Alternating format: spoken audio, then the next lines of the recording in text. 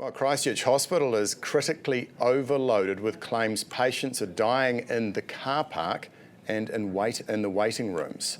So there's standing room only in the waiting rooms, and I'm joined now by Claire Sherwood, who is Newstalk ZB's South Island News Director. Now, Claire, you've seen firsthand how overloaded the ED's become.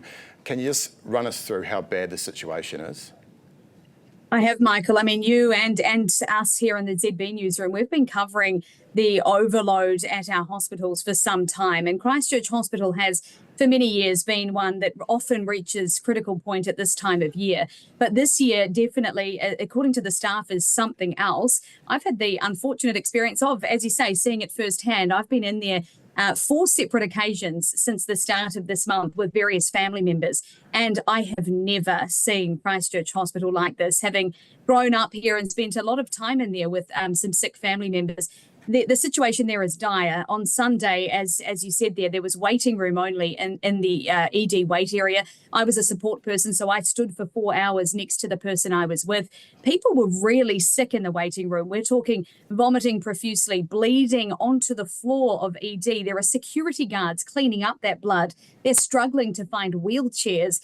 There was one man who had spent 5 hours lying on the floor of a Bunnings warehouse here in Christchurch, waiting for an ambulance that simply never came.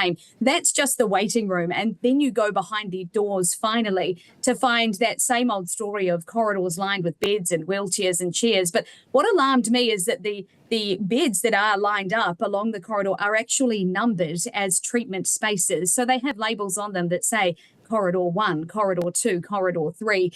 They struggled to find a wheelchair that had a hook to put a bag of fluid up. It's tough times. There are doctors wearing backpacks because they don't know where in the hospital they'll be thrown next. For example, a person I was with needed to have a consult, and we were told to go into the resus room and told not to put anything down because if we needed to get out of there, we needed to move fast. So it's really, really tough times there. The doctors, the security, the nurses, they're all doing amazing jobs, but the conditions are tough.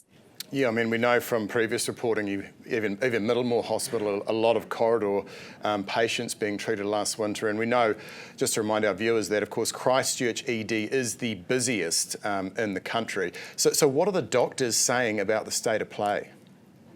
As we know with doctors, they're often bound by what they can and can't say, but it gets to a point where they lean on their union agreements and go, look, at this point, it's official that patient safety is at risk. There's one particular senior doctor from Christchurch Hospital ED. His name's Dominic Fleischer, and he's been really vocal and lifted the lid on the situation from a doctor's standpoint.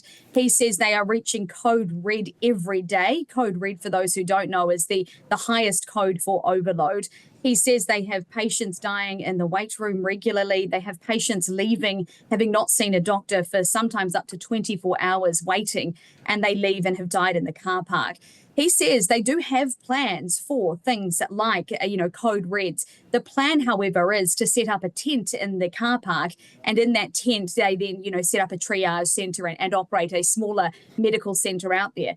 Dominic says, look, we have a tent, we do indeed, but we have no people to man that tent and therefore no patients can go out there. So he certainly painted the picture of just how dire it is. That's without going into the impact on, obviously, the staff, the hours they're doing, and then watching patients that they ultimately want to help. Reaching, terrible health outcomes. So he's lifted the lid and spoken about it. Others have joined the chorus. I know that nurses are all experiencing the same, and that's why we have lots of this strike action that we're seeing. It's not always about pay, they say, but it's about those conditions. I mean, it sounds pretty desperate and dire. What is Health New Zealand saying about all of this? Health New Zealand tend to give us the very sort of similar statement that we always get. And I've pushed them and I've pushed them again today to say, look, we need responses to these actual concerns that have been voiced by a senior doctor.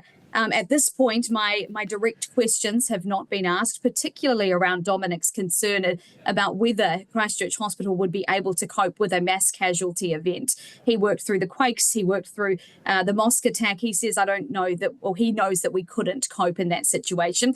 Health NZ have not replied to any of that, but they have given the same statement saying that hospitals are there 365 days of the year. They operate 24/7. Patient care is there for those who need it. They appreciate the staff who are working very hard and trying conditions. But as for those specific requests and those specific questions, we hope we will get response today.